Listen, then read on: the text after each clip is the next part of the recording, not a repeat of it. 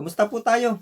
Magandang gabi at muli andito si Kuya Arvin at magbabahagi sa inyo ng mga ilang kwento, ilang mga tip para sa ating kalusugan at paumanhin ano, paumanhin po dahil hindi ako katulad ng mga nakaraang linggo na araw-araw yung pagbibigay ng kwento, araw-araw yung pagba-vlog, araw-araw yung pagse-share ko. Medyo nagkaroon tayo ng kwento ko nga sa inyo nung nakaraan na vlog, yung huling vlog, nagkaroon ako ng problema sa kalusugan, nagkaroon ako ng trangkaso at hindi lang po yun talaga ang naging dahilan ng madalang na pagharap ko sa camera para makapagbigay ako ng kwento. Naging busy din po ako sa opisina, medyo naging ano kami, madaming mga activity, ano po. At dito sa bahay naman, naging busy din ako kasi ongoing yung pagpapagawa ko o pagpapatayo ko ng bahay. Ano, 'yan, do'n sa, lote ko, kasi hindi lote ko itong bahay ko. Ngayon do'n sa lote ko nagpapatayo kami ng bahay at, 'yun talagang busy at, stress. Ano, stress dahil akala mo kumpleto na, akala mo okey na, tapos may mga kulang pa rin at, kinakapos, ayan. 'Yun,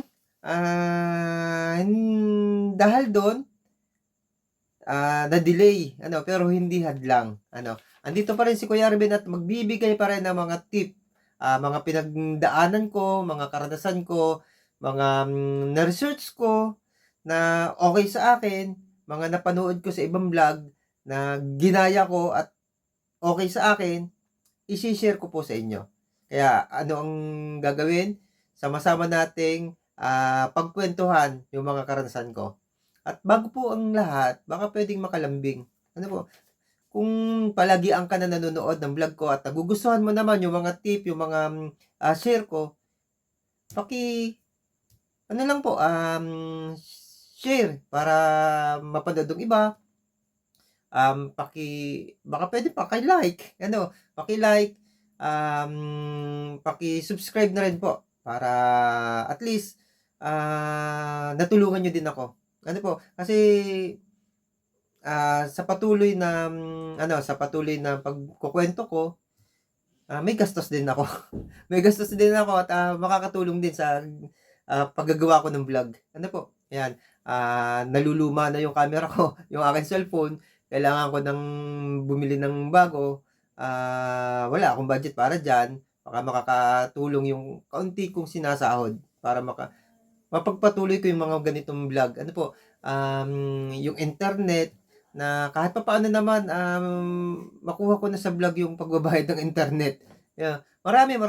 Yung ilaw natin na, napundi na ano, kasi mabigat din, eh, 'yan. Kaya dahil sa panonood niyo, may kaunting kinikita ako at, mapapagpatuloy ko yung adhikain kong ganito na makatulong sa iba, 'yan. Ngayon po mga idol, pag-uusapan natin, pagkukuwentuhan natin ang tungkol sa ating siyempreng karamdaman ano, lagi natin pinag-uusapan ano yung dapat nating gawin, ano, ano yung gamot, ano yung papaano ko, linalabanan yung sakit na GERD, acid reflux, anxiety, depression. Ano yung mga natutunan ko sa mga kaibigan natin, ano yung mga natutunan ko sa aking research, ano yung natutunan ko sa bawat araw na nararanasan ko yung hirap at pasakit na sakit na 'to. Ano, 'yun yung palagian natin na, pinag-uusapan, pinagkukuwentuhan at, paulit-ulit minsan ano, inaano, tawag dito, pinapaulit-ulit natin para huwag makalimutan, ano, at, lagi nating maalala na ganito ang dapat nating gawin kapag may ganito tayong nararamdaman, ano man yung uri ng mga sakit na nararamdaman at nararanasan natin. Ngayon po, ang pag-uusapan natin, paano nga ba natin maiiwasan ang bawat, sakit tulad ng GERD, ng acid reflux o kung ano pa mang mga iba pang karamdaman. Ano, do'n kasi sa gamot na pinag-uusapan natin, remedy, pinagdadaanan natin yung hirap ng karamdaman. Ngayong sa kuwentuhan nating ito, 'wag nating pagdaanan, iwasan natin. Kaya nga papaano nating iiwasan, yun yung pag-uusapan natin, kasi kapagka, ginagawa na natin, nahihirapan na tayo, remedy na ang kailangan nating gawin, yun yung mga past na pinagkukuwentuhan natin. Ngayon, hindi kailangang remedy, hindi natin kailangang maranasan yung hirap, yung sakit. Kasi dapat, umpisa pa lang maiwasan na natin yung sakit, nang wala na tayong, gagamutin, wala na tayong gagamutin, 'yan. Siyempre pag-uusapan natin, unang-una yung sakit ko, na alam ko karamihan sa atin meron ito, yung GERD, acid reflux siyempre, anxiety, yung acidity, yung sakit sa sikmura, yung palaging inuubo, laging may sipon, hindi nawawalan ng sinusitis, ano pa, minsan, dumudumi na may dugo, 'yan sama natin 'yan. Minsan, mainit na pagdumi, paminsan-minsan mainit na, pag-ihi na parang binabalisawsaw. Ano pa, vertigo, ano pa bang nararanasan kong sakit na nararanasan niyo rin? Mabilis magka-flu, mabilis, dapuan ng ibang mga, basic na karamdaman. 'Yan yung ating pag-usapan, mga idol. Bakit nga ba? Una, bago natin talakayin ang pag-iwas, bakit nga ba? Bakit nga ba, madalas tayong nagkakasakit ng mga sinabi kong 'to? Ito lang yung mga idol, dahil mahina ang ating immune system. Palagian ko yung sinasabi. Sabi ko nga sa inyo, wala akong sawa na uulit-ulitin. Uulit-ulitin ko 'to. Kasi minsan nalilimutan natin. Napapasarap tayo sa mga ginagawa natin, hindi natin alam, o alam naman natin, nalilimutan lang natin na ito ay nakakasama sa atin. Ano ang dahilan kung bakit humihina yung ating immune system? Paalala muli yan, ano yung dahilan? Bakit nga ba humihina yung immune system natin? Siyempre, unang-una, yung makabagong lifestyle na ginagawa natin. Yung makabagong lifestyle na ginagawa natin, ito na yung lifestyle natin sa ngayon. Iba kasi yung talagang lifestyle na tao nung una. Kasi nung una, unang-una, walang chemical, walang artificial chemical. Pangalawa, hindi polluted ang ating hangin. Pangatlo, hindi ganun ka-stress ang mga tao nun. Kaya iba na yung pagkain natin, marami preservative, maraming pinabilis, pinadali, instant. Ultimo sabihin natin, fresh naman yung kinain ko pero bakit sala pa rin sa lifestyle natin? Bakit? Bakit yung kinain natin, fresh na fresh, sala pa rin sa lifestyle? Bakit? Kasi, yung pagkain yon produce ng maraming artificial na produkto. Sabihin natin, baboy. Yung baboy ngayon, pinapakain natin sa madaming artificial, tulad ng feeds. Yung chemical na to, yung kinakain nito, nandun yan sa mismong baboy, sa meat. Sa meat. Manok, ganyan din. Isda, na galing sa fish pond. Feeds din yan. Isda na malalaki na galing sa kalawakan ng karagatan, o lawa, o ilog, o sapa. Hindi sila naliligtas sa chemical. Kasi polluted. Tapos, ang sapa, ang ating katubigan dito sa Tabang, yung mga chemical na ginagamit sa mga farmer, sa mga bukirin, diyan naaagos. Diyan naaagos. Nagkakaroon ng polluted diyan. Ang ang ating karagatan, may mga mercury na, ganyan, yung malalaking isda, ganyan. Kaya tapos pagka nahuli niyan, sa malalim na karagatan, minsan, hindi lang yelo yung nilalagay ng mga mangingisda minsan. Alam naman natin yan. Kaya yun, gulay, artificial na mga fertilizer, insecticide, pesticide, alam natin yan. Dati, yung mga gulay at hayop na yan, yung mga palay na yan, inaharvest yan minsan matagalang panahon. Matagalang panahon bago ma-harvest.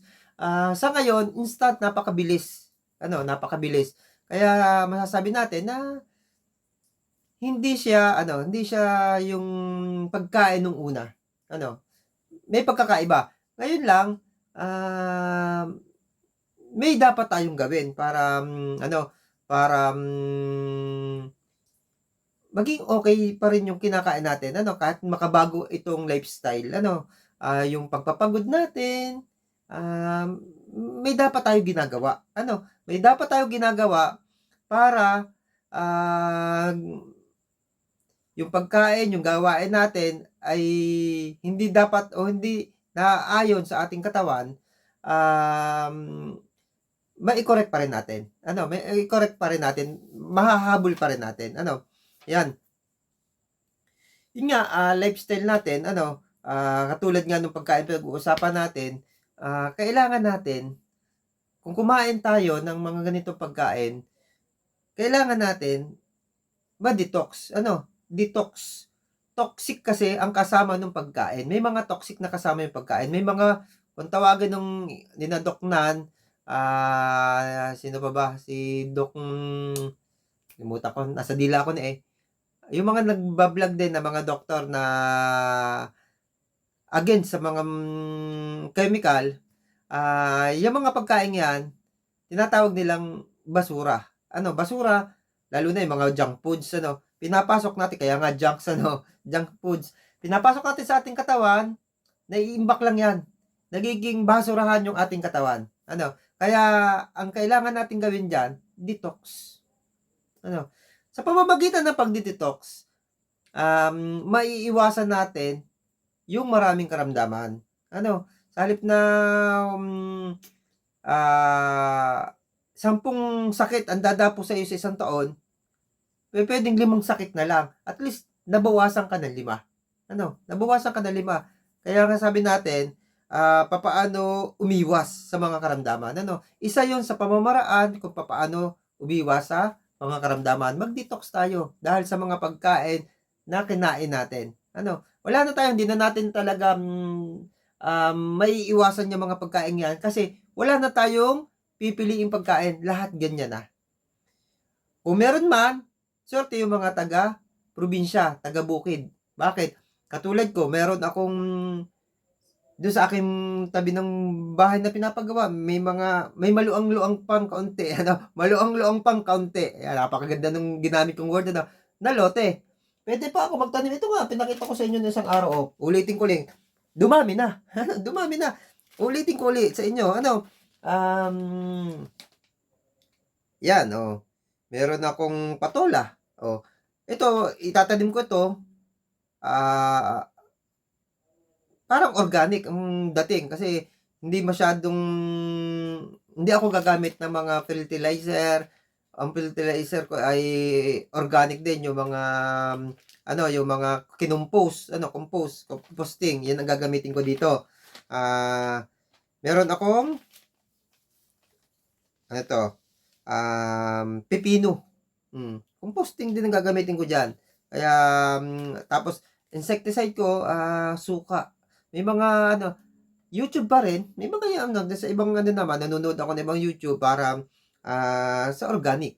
At saka ako, hindi nyo natatanong, nag-organic din ako ng naging member ako ng organic samahan nung may piggery ako kasi may part ng piggery ko na organic yung ginagawa ko. Hindi siya certified kasi hindi naman malaki yung farm. Basta naging member ako ng nag-organic. Squash, yung ating kalabasa. Ayan. Tapos ito, may bago. Okra. Ano pa itong isa? Kailangan ko ng mahiwagang solomin. Pechay. Yan, pechay. Tapos, eggplant, talong. Tapos, sitaw. At tomato. Yan. O, di ba? Ang dami na. Dami ko na itatanim. Medyo busy pa lang ako kaya hindi ko pa nagagawa. Pero gagawin natin yan. Kasi kapag nagawa natin yan, masasabi natin na na malinis, hindi siya junks, hindi siya wala siyang halong basura. Kasi walang artificial na na sangkap na chemical. Yan, mga idol. Yan. Magandang gabi. Sana nagugustuhan niyo itong kwento, Kaya nga, sana paki-like naman, paki-share yung mga kwento ni Kuya Arvin. Yan. Syempre, wag nating kakalimutan yung exercise, mga idol. Minsan, kala natin, pagpapagod, trabaho lang, sayang yung oras kasi madami tayong ginagawa. Pero, pagbata, ganyan eh. Hindi natin nabibigyan ng oras yung exercise kasi, sayang yung oras natin. May iba pa tayong dapat gawin. Pero mahalaga. Pagka umiidad ka na, kapag ka medyo nakakaramdam ka na ng sakit, doon mo doon mo maalala ang kahalagahan nito. Ako dati hindi ko baliwala ito, hindi ko alam to eh. Pero ngayon, naaalala ko at lagi kong kinukwento sa inyo yung exercise. Ngayon ko naalala, ngayon ko nabigyan ng attention na kailangan pala to. Hindi pala pwede na hindi gumagalaw talaga yung part ng katawan mo kasi magkakasakit ka.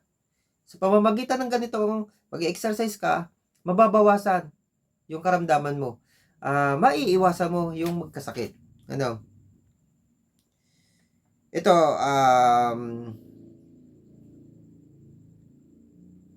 ito to. Isa din ito sa hindi natin napapansin dati. Isa din sa binabaliwala din natin. Kala natin hindi mahalaga. At karamihan sa atin takot dito. Nako, ang init naman. Sakit sa balat. Ayaw kong tamaan ng sikat ng araw. Kung ano-anong ginagawa nating pambalabal, kung ano-anong ginagawa natin na protection. Pero hindi natin alam. Ang pagpapasikat ng araw, ang pagpapaaraw ay number 1 na mahalaga sa ating kalusugan, sa ating katawan. Nakwento ko na ito sa inyo dati. Imagine kahit na anong klase. Halaman, hayop, tao, kahit nga isda. Imagine may video ako napanood nito. Yung sobrang dilim, nakailaliman ng tubig, halos wala nakatira. Kasi kailangan din ng isda ang sikat ng araw kahit nasa ilalim ng tubig. Testingin nyo. Maglagay kayo ng halaman sa loob ng bahay nyo kahit indoor siya. Nang hindi nyo kahit kailan pasikatan ng araw. Mabilis mamatay, nagkakaproblema, mabilis magkasakit. Ano pang sa mga hayop na hindi naarawan, nagkaroon nga ako ng farm. Ang propose na piggery, propose na building ng piggery sa umaga kailangan napapasukan ng araw. Yun yung tinuturo sa mga nagpipiggery. Kailangan napapasukan ng sikat ng araw sa umaga. Kasi mahalaga sa pagpapalaki ng hayop, ng baboy, yung sikat ng araw. At hindi sila sakitin. Mas mabilis na lumaki. Yun, kahit napakainin mo ng pigs, pero kung di nasisikatan ng araw, nagkakaroon ng problema. Yun yung mga sampol na mahalaga yung sikat ng araw. Ganun sa tao. Kapag hindi nasikatan ng araw yan, isang dahilan kung bakit tayo nagkakasakit. At kung gagawin mo magpasikat sa araw, isang dahilan 'yan kung bakit ka, makakaiwas sa mga karamdaman sa mga sakit. Ano, 'yan kaya pag-uusapan talaga natin papaano tayo umiwas. Ano itong pag-uusapan natin ngayon hindi katulad ng mga nakaraang video, nakaraang vlog na ano yung dapat natin gawin kapag may sakit na. Ngayon, hindi na natin dapat pag-usapan kung ano yung gagawin natin kapag may sakit. Dapat maganda ang gawin natin, hindi na tayo mismo magkasakit. Ano, ang isa pa, ito, hindi rin natin napapansin. Ano, nababaliwala din natin. Pinag-uusapan natin ngayon, bali yung mga nababaliwala natin, ano, dapat lagi ka maging masaya. Kasi yung kasiyahan, positive lagi yan, ang dulot niyan sa ating sarili. Ano, parang nakakaiwas ka magkaroon ng kasalanan, nakakaiwas ka magkaroon ng kamalian, nakakaiwas ka magkaroon ng mga kapalpakan, at nakakaiwas na magkaroon ng karamdaman. Yun yung ano, yun yung kagandahan ng laging masaya. Ano, kita mo naman pag napapansin niyo 'to sa taong lagi masaya, laging fresh ang itsura niya, ang aura niya, at parang laging bata, mukhang bata. Kasi nga nakakaiwas magkaroon ng karamdaman. Yung kasing tao na sakitin, lagi may sakit, ano siya, mukha siyang matanda, nagiging mukhang matanda. Ano, ito pinag-uusapan natin, kalimitan binabalewala natin, hindi natin alam, kung alam man natin, hindi natin pina-practice kasi nga akala natin hindi mahalaga. Ano, malalaman natin yung halaga nito kapagka nararanasan na natin nagkakasakit. Ano, tama ba ako o tamang-tama? Totoo ba ang sinabi ko o talagang totoong-totoo? Mamili na lang kayo.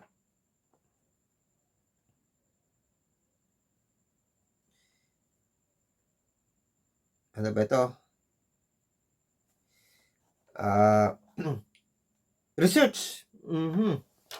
Ito, sunod natin, pagre-research. Actually, marami sa mga video na nagawa ko, ano, yung mga kwentong ginagawa ko, kaya ko nalampasan yung sakit na meron ako dahil sa pagre-research. Nung una kasi walang mga social media, ano, walang vlog, walang Facebook, ano bang meron na dati noon nung medyo lumalaki-laki na ako noon, Friendster pa dati noon. Sino nakaabot ng Friendster, sino mga nagkaroon ng Friendster, 'yan. Iba yung ano, hindi siya grupo, hindi katulad ngayon. Sa Facebook, grupo-grupo, may, sa may sakit, sa may kung ano-anong, gawain mo sa buhay, may grupo, ano, sa Facebook. At, ilan sa naging grupo ko tungkol sa karamdaman. At, madami ang natutunan ko, ano, doon. Pero bago pa mangyari yung Facebook na 'yan, naunang ginagawa ko ang mag-research. Nag sa libro, ano, sa libro, bumibili ako ng mga libro dati no'n at, nagbabasa ako kung ano yung mga gamot sa ganito, yung mga, herbal medicine na, takot ako sa komplikasyon, eh. Yun, gano'n yung ginagawa ko. Minsan sa vlog pinakita ko sa inyo meron nakatago na, eh, na ando'n sa ano na, eh, sa batasan ko. Napakita ko din dati sa inyo, eh. Yung ilan sa mga herbal medicine book ko, 'yan. Gano'n yung ginagawa ko, nagre-research hanggang sa nagkaroon ng Google, yung nararamdaman ko, ano magandang ano, ano ba yung mga posible maging sakit nito, ano yung mga katulad lang, ano, para alam ko na hindi ako matatakot. Ano, yun yung ginawa ko. Malaki yung naitulong nito sa akin kaya hanggang ngayon, 1990 nagsimula yung sakit ko, yung GERD, hanggang ngayon andito ako, buhay na buhay ako. Hindi tayo kaya nga lagi ko sinasabi na huwag kayong matakot kasi hindi nakakamatay yan. Kasi kung nakakamatay ang GERD, sana hindi na ako umabot ng ganitong panahon. Ano, yung kaya mahalaga yung research. Ano, sa pagre-research, maiiwasan mong magkasakit. Totoo yan. Kasi karanasan ko. Ano, kaya nagkukuwento ako. Yan. Vlog na katulad ng ginagawa ko. Marami ang mga ano, marami ang mga maitutulong sa vlog na katulad ko. Kasi kaming mga vlogger na gumagawa ng content na ganito, karamihan sa amin, karamihan, hindi ko lalahatin kasi hindi ko alam yung iba. Ako at yung ibang napapanood ko, karanasan. Kasi yung karanasan namin, kung kinukuwento namin katulad mo, yung pinapakinggan mo sa akin, puwede mong magaya. At yung mga nakaraan ko na naka-survive ako, puwedeng ikaw din maka-survive. Ano, kaya may natutunan ka. Katulad ko, may natutunan din ako sa ibang vlog. Ano, actually, ito yung 2 years na nakaraan, 2 years ago na. Ngayon ko lang napanood. Ang tagal na nito pala. Pero ngayon ko lang nakita sa YouTube. Yung kay Mindspell. Shout out kay Mindspell. First time kong nakapanood sa vlog nila. Ano, sa vlog nila. At siguro makakakita ulit ako ng mga vlog pa nila sa mga susunod na araw. Ano? At siguro i-research ko din 'yan. Yung vlog na 'yan, i-search ko din siya. Pag-usapan natin yung napanood ko sa kanila, yung sa luya. Ano, iwasan ang luya kung may health problem na ito. Yan yung mismo yung title. Ito na, nakaano pa ako eh. Nakikita ko pa. Ang share ko sa inyo lang doon, yung hindi pala magandang isabay ang pag-inom ng luya kapag ka umiinom ka ng gamot na tulad ng mga blocker, tulad ng mga sa sugar, ano, pag diabetic, bumababa sa insulin, high blood. Ito yung nakita ko sa kanila do sa kwento nila. Hindi siya pwedeng isabay kasi hindi tatalab yung gamot na iniinom mo. 'Di balewala ding kwenta yung pagbili mo ng gamot kung hindi tatalab ano. Mawawalan ng saysay. Pero pwede mo naman siya inumin kapag hindi ka umiinom ng mga gamot na gano'n. Tulad nung sa amin sa acidity, ano, hindi ko alam dati ngayon ko din lang ito nalaman at, ta-try kong gawin 'to na 'wag isabay. Kasi umiinom din ako ng ng luya, nagkokonsumo din ako ng luya. Ngayon hindi ko siya isasabay sa blocker din kasi yung yung mga gamot ng acidity, tsaka yung sa mga antacid kasi bina-block niya ng 'di ba sinabi ko naman yung mga gamot nang-ba-block lang yan ng mga sakit, nang-ba-block lang yung mga sakit. Yun, siguro kaya minsan hindi tumatalab nga yung gamot hindi natin alam baka totoo sinasabi nila. Ito shinare ko lang din sa inyo kasi ngayon ko lang ito yung pinapanood ko ngayon, ayan. Yan yung mga natututunan natin sa mga vlog. Kasi kalimitan, sa katulad namin, pinagdadaanan namin, kinukuwento namin yung mga nakaraan namin at, yun yung mapupulot niyo sa amin. Kaya, nakakatulong na maiwasan yung pagkakaroon ng karamdaman. Yun yung nakaraan mo, mga idol. Kaya nga 'di ba sinasabi ko sa inyo na mahalaga ang gumawa ng diary. Kasi dun sa diary yun, dun mo isusulat yung nakaraan mo.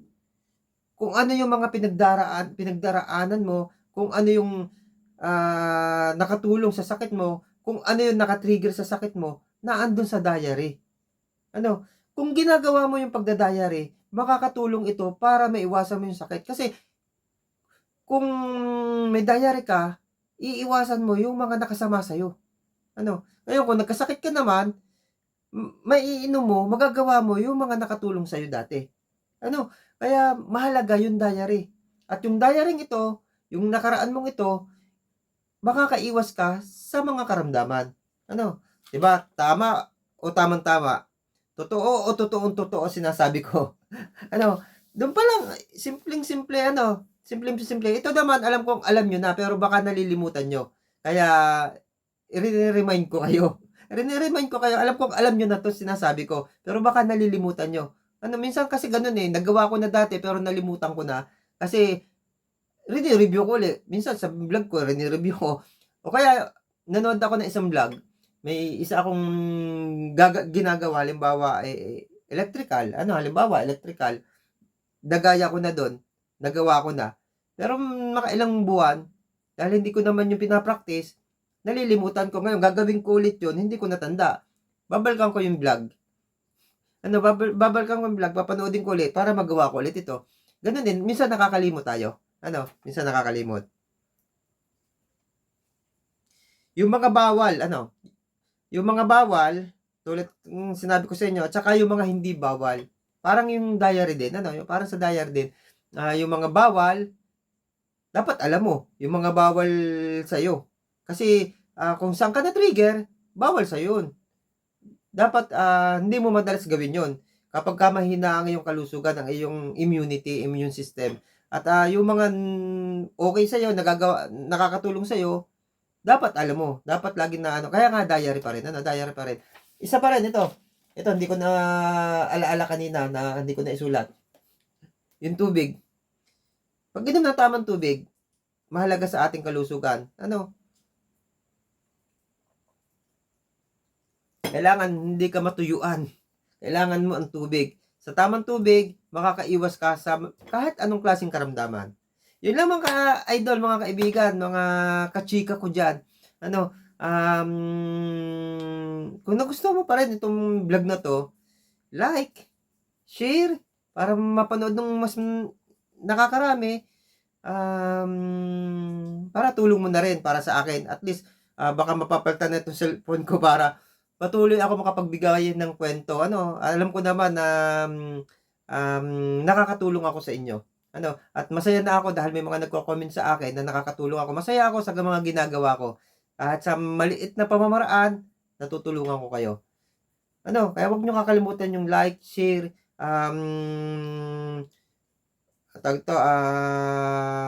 bahala na kayo, basta tulungan niyo na rin ako. Tulungan niyo na ako na mapanood ng iba ang vlog na to. Thank you at God bless you.